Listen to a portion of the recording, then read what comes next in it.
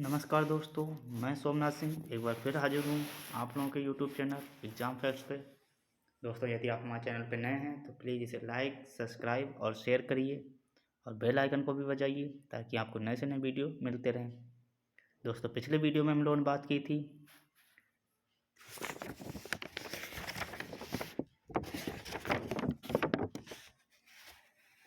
मौर्योत्तर काल की, और आज हम लोग दोस्तों बात करने वाले हैं एक नए टॉपिक गुप्त काल के बारे में। तो दोस्तों, गुप्त काल से संबंधित जितने भी इम्पोर्टेंट प्रश्न होंगे वो हम सब इस वीडियो में डिस्कस करेंगे। तो चलिए दोस्तों, स्टार्ट करते हैं हमारा आज का सेशन। आज का पहला क्वेश्चन है हमारा,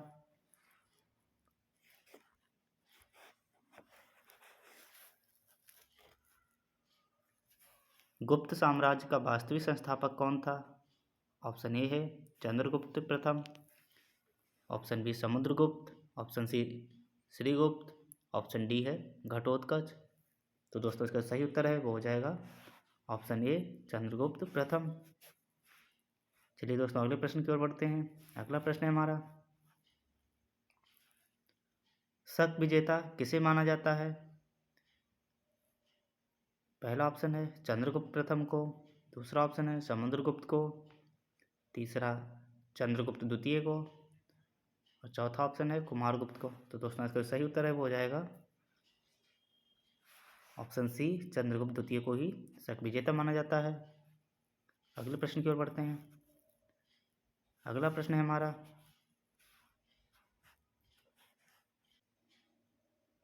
दोस्तों अगला प्रश्न है हमारा, निम्नलिखित में से इलाहाबाद स्तंभ अभिलेख किससे संबंधित है? पहला ऑप्शन है महापद्म नंद, दूसरा ऑप्शन है चंद्रगुप्त मौर्य, तीसरा ऑप्शन है अशोक, ऑप्शन डी है समुद्रगुप्त। तो दोस्तों, इसका सही उत्तर है वो हो जाएगा समुद्रगुप्त से संबंधित है। चलिए अगले प्रश्न की ओर बढ़ते हैं। अगला प्रश्न है हमारा, गुप्त वंश के किस शासक ने विक्रमादित्य की उपाधि धारण की थी? श्रीगुप्त ने या घटोत्कच या चंद्रगुप्त द्वितीय या कुमारगुप्त? तो दोस्तों, इसका सही उत्तर है वो हो जाएगा चंद्रगुप्त द्वितीय को ही विक्रमादित्य की उपाधि दी गई थी। अगले प्रश्न की ओर बढ़ते हैं दोस्तों। अगला प्रश्न है हमारा, किस शासक के सिक्के संगीत के प्रति प्रेम दर्शाते हैं?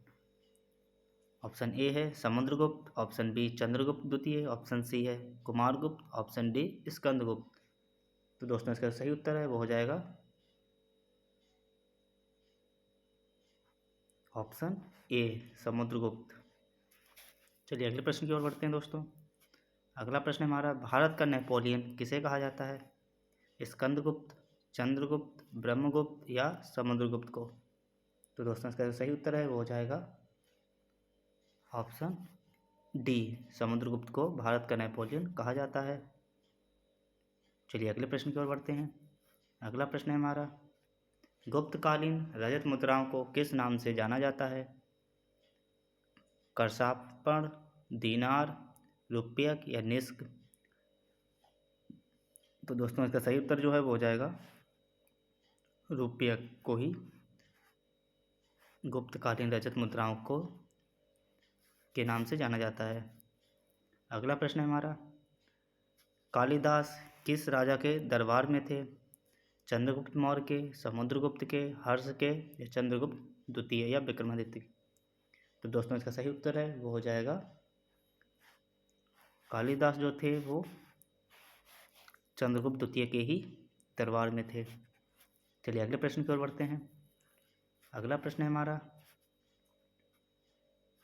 किस विदेशी राजा ने समुद्रगुप्त से अनुरोध किया था कि उसे भारत में बौद्ध विहार बनाने की अनुमति दी जाए? वह था महेंद्र वर्मन, मेघ वर्मन, यशोवर्मन या शशांक वर्मन? दोस्तों, इसका सही उत्तर है वो हो जाएगा मेघ वर्मन। चलिए अगले प्रश्न की ओर बढ़ते हैं दोस्तों। अगला प्रश्न है हमारा, चंद्रगुप्त द्वितीय के नवरत्नों में से कौन सा फलित ज्योतिष से संबंधित था?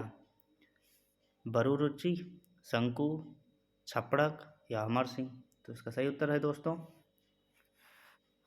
Option C छपड़क। चलिए अगले प्रश्न की ओर बढ़ते हैं। अगला प्रश्न है हमारा दोस्तों, गुप्त शासकों की सरकारी या दरबारी भाषा क्या थी? ऑप्शन ए है Pali, option B Prakrit, option C Hindi, option D Sanskrit. तो दोस्तों इनकी जो सरकारी भाषा थी वो थी संस्कृत। चलिए अगले प्रश्न की ओर बढ़ते हैं। अगला प्रश्न है हमारा, शतरंज खेल का आविष्कार किस देश में हुआ था? तो दोस्तों ये तो आप लोगों को पता ही होगा कि शतरंज का जो आविष्कार है वो भारत में हुआ था, यानी कि option D is the right answer हो जाएगा। चलिए आगे बढ़ते हैं। अगला प्रश्न हमारा, किस अभिलेख से सती प्रथा का प्रथम साक्ष्य प्राप्त हुआ है? ऑप्शन ए एरण्य से, ऑप्शन बी जूनागढ़ से, ऑप्शन सी मंदसौर से, ऑप्शन डी सांची से। तो दोस्तों इसका जो सही उत्तर है वो हो जाएगा एरण्य से ही सती प्रथा प्रथम साक्ष्य प्राप्त हुआ था। चलिए दोस्तों अगले प्रश्न की ओर बढ़ते हैं। अगला प्रश्न है हमारा, महरौली में जंग रहित लोह स्तंभ किसने स्थापित किया? देखिए दोस्तों महरौली में जो है एक लोह स्तंभ है और उसमें कभी जंग नहीं लगती है, तो आप लोगों को बताना है किसने स्थापित किया था। इसका ए ऑप्शन है गुप्त, बी ऑप्शन है सातवाहन, सी है मौर्य और डी है कुषाण। तो दोस्तों इसका जो सही उत्तर है वो हो जाएगा गुप्त, यानी कि गुप्त वंश ने ही लोह स्तंभ ऐसा बनवाया था जिसमें जंग नहीं आती है। चलिए अगले प्रश्न की ओर बढ़ते हैं। देखिए दोस्तों अगले प्रश्न में हमारी सूची दी गई है, इसे हम लोग मिलाएंगे और इससे कोड तैयार करेंगे।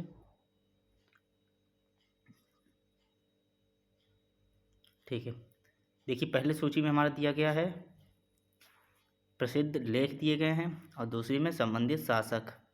ठीक है दोस्तों, इसे हम लोग मिलाते हैं। पहला जो है प्रयाग प्रशस्ति अभिलेख वो मिला है, वो हमारा संबंध हो जाएगा समुद्रगुप्त से। फिर है विलसट स्तंभ अभिलेख, ये हो जाएगा कुमारगुप्त से। भितरी स्तंभ लेख ये हो जाएगा स्कंदगुप्त। और मंदसौर लेख ये हो जाएगा बंधु बर्मन से। तो दोस्तों इसका जो सही कोट बन रहा है वो हो जाएगा हमारा ऑप्शन बी। ठीक है दोस्तों, चलिए आगे बढ़ते हैं। अगला प्रश्न है हमारा, हरिसेन किस शासक के दरबारी कवि थे? देखिए दोस्तों जो हरिसेन हैं वो आप लोगों को बताना है कि किस शासक के दरबारी कवि थे। पहला ऑप्शन दिया गया है अशोक, दूसरा ऑप्शन है समुद्रगुप्त, तीसरा ऑप्शन है चंद्रगुप्त और डी ऑप्शन है हर्षवर्धन। तो दोस्तों इसका सही उत्तर है समुद्रगुप्त के दरबारी कवि थे। चलिए दोस्तों अगले प्रश्न की ओर बढ़ते हैं। अगला प्रश्न है हमारा,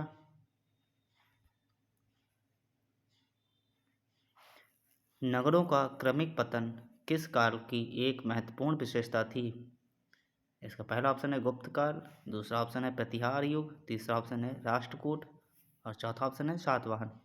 तो दोस्तों इसका जो सही उत्तर है वो हो जाएगा ऑप्शन ए, यानी कि गुप्त काल। ठीक है, अगले प्रश्न की ओर बढ़ते हैं। अगला प्रश्न है हमारा, रोमन साम्राज्य के साथ भारत का व्यापार रोम पर किसके आक्रमण के साथ समाप्त हो गया? पहला ऑप्शन दिया गया है अरबों द्वारा, बी ऑप्शन है हंगेरियाइयों द्वारा, सी ऑप्शन है हुंडों द्वारा और डी ऑप्शन है तुर्कों द्वारा। तो दोस्तों इसके जो सही उत्तर है वो हो जाएगा ऑप्शन बी सी, हुंडों द्वारा। ठीक है दोस्तों, यानी कि option C is the right answer हो जाएगा। आगे बढ़ते हैं। किस गुप्त राजा को लिच्छवी दोहित्र कहा जाता था? चंद्रगुप्त प्रथम को, स्कंदगुप्त को, कुमारगुप्त को या समुद्रगुप्त को? तो दोस्तों इसका सही उत्तर जो है वो हो जाएगा हमारा ऑप्शन डी, समुद्रगुप्त को। चलिए अगले प्रश्न की ओर बढ़ते हैं दोस्तों। फाहियान किसके शासनकाल में भारत आया था? ऑप्शन है आपके चंद्रगुप्त द्वितीय, समुद्रगुप्त, रामगुप्त या कुमारगुप्त। तो इसका जो सही उत्तर है वो हो जाएगा ऑप्शन ए, चंद्रगुप्त द्वितीय के शासनकाल में फाहियान नामक एक चीनी यात्री था जो आया था। ठीक है, आगे बढ़ते हैं। पंचतंत्र की कथाओं का संकलन किसने किया था? तो दोस्तों इसके 4 ऑप्शन दिए गए हैं, वाल्मीकि ने, वेद व्यास ने, विष्णु शर्मा ने या तुलसीदास ने। तो इसका सही उत्तर जो है वो हो जाएगा ऑप्शन सी, विष्णु शर्मा ने। चलिए आगे बढ़ते हैं दोस्तों। अगला प्रश्न है हमारा, प्राचीन भारत के विख्यात चिकित्सक धन्वंतरि ने अपना परामर्श किसके दरबार में दिया था? ए ऑप्शन है समुद्रगुप्त, बी है अशोक, सी है चंद्रगुप्त द्वितीय और डी है कनिष्क। तो दोस्तों इसका जो सही उत्तर है वो हो जाएगा ऑप्शन सी, चंद्रगुप्त द्वितीय। चलिए दोस्तों आगे बढ़ते हैं। अगला प्रश्न है हमारा, किसके शासनकाल के दौरान अजंता की गुफाएं निर्मित की गई थीं? ए ऑप्शन है गुप्त, बी है कुषाण, सी है मौर्य और डी है चालुक्य। तो दोस्तों अजंता की जो गुफाएं हैं वो गुप्त के शासनकाल में ही बनाई गई थीं, यानी कि option A is the right answer हो जाएगा। चलिए आगे बढ़ते हैं। अगला प्रश्न है हमारा, निम्नलिखित शासकों में से किस एक ने 4 अश्वमेध यज्ञों का संपादन किया था?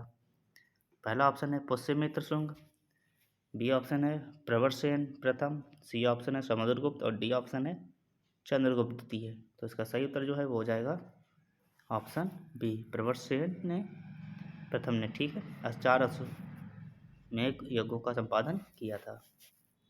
चलिए अगले प्रश्न की ओर बढ़ते हैं। अगला प्रश्न है हमारा, निम्नलिखित में से किस गुप्त राजा का एक अन्य नाम देवगुप्त था? तो दोस्तों आप लोगों को बताना कि देवगुप्त जो है किस राजा का नाम था। पहला ऑप्शन है समुद्रगुप्त, दूसरा ऑप्शन है चंद्रगुप्त द्वितीय, सी ऑप्शन है कुमारगुप्त और डी है उपयुक्त में से कोई नहीं। दोस्तों इसका जो उत्तर हो जाएगा वो हो जाएगा हमारा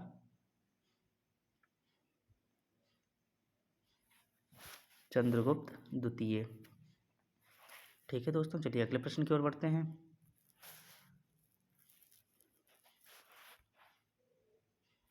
अगला प्रश्न है हमारा, प्रथम गुप्त शासक जिसने परम भागवत की उपाधि धारण की वह कौन था? पहला ऑप्शन है चंद्रगुप्त प्रथम, दूसरा ऑप्शन है समुद्रगुप्त, तीसरा ऑप्शन है चंद्रगुप्त द्वितीय और चौथा ऑप्शन है रामगुप्त। तो दोस्तों इसका सही उत्तर है वो हो जाएगा ऑप्शन सी, चंद्रगुप्त द्वितीय। चलिए अगले प्रश्न की ओर बढ़ते हैं दोस्तों।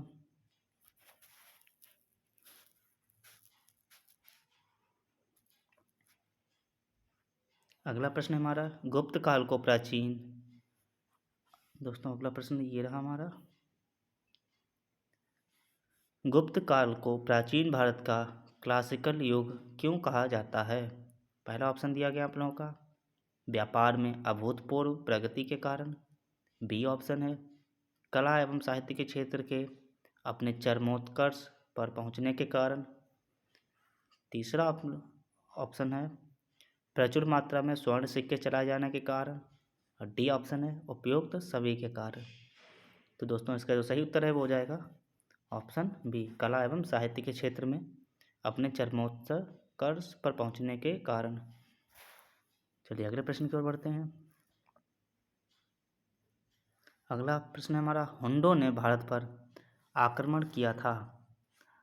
तो आप लोगों को बताना है हुंडों ने आक्रमण कब किया था। पहला ऑप्शन दिया गया चंद्रगुप्त द्वितीय के शासनकाल में, बी ऑप्शन है कुमारगुप्त प्रथम के शासनकाल में, सी ऑप्शन है स्कंदगुप्त के शासनकाल में और डी ऑप्शन है बुधगुप्त के शासनकाल में। दोस्तों हुंडों ने जो है आक्रमण किया था भारत पर, वो किया था स्कंदगुप्त के शासनकाल में, यानी कि option C is the right answer हो जाएगा। चलिए अगले प्रश्न पे आते हैं। अगला प्रश्न है हमारा, रजत सिक्के जारी करने वाला प्रथम गुप्त शासक कौन था? दोस्तों 4 ऑप्शन दिए गए हैं इसका। पहला ऑप्शन है चंद्रगुप्त प्रथम, बी ऑप्शन है समुद्रगुप्त, सी ऑप्शन है चंद्रगुप्त द्वितीय और डी ऑप्शन है कुमारगुप्त। तो दोस्तों इसका सही उत्तर जो है वो हो जाएगा चंद्रगुप्त द्वितीय। चलिए दोस्तों अगले प्रश्न की ओर बढ़ते हैं।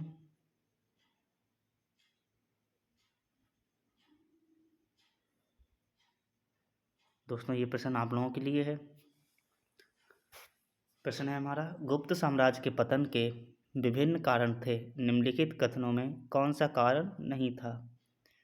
तो दोस्तों आपको बताना, पहला ऑप्शन है हुंड आक्रमण, बी ऑप्शन है प्रशासन का सामंतीय ढांचा, सी ऑप्शन है उत्तरवर्ती गुप्तों का बौद्ध धर्म स्वीकार करना, और डी ऑप्शन है अरब आक्रमण।